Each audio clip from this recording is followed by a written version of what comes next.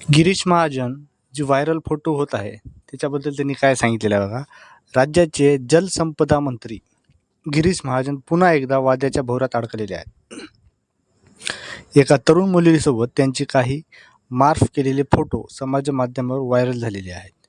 या प्रकरणी गिरीश महाजन यांनी तीव्र प्रतिक्रिया दिलेली असून छुप्या मोहिमेविरोधात सायबर सेल आणि पोलिसांकडून रीतसर तक्रार दाखल केल्याची माहिती आज त्यांनी माध्यमांना दिलेली आहे. आपली बाजू मांडताना गिरीश महाजन म्हणाले, संबंधित मुलीचे वडील माझे अतिशय चांगले मित्र होते. दुर्दैवाने ते आज हयात नाहीत. तिची आई देखील माझ्या बहिणीसोबत कॉलेजमध्ये होती. त्यामुळे आमचे या कुटुंबाशी अत्यंत जिव्हाळ्याचे आणि कौटुंबिक संबंध आहेत.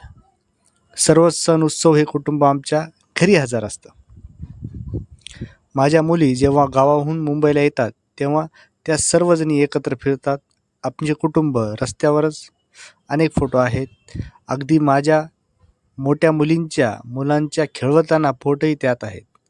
असे कौटुंबिक संबंध असताना गेल्या 4-5 दिवसापासून काही लोक जाणीवपूर्वक या फोटोचा वेगळा अर्थ लावत आहेत.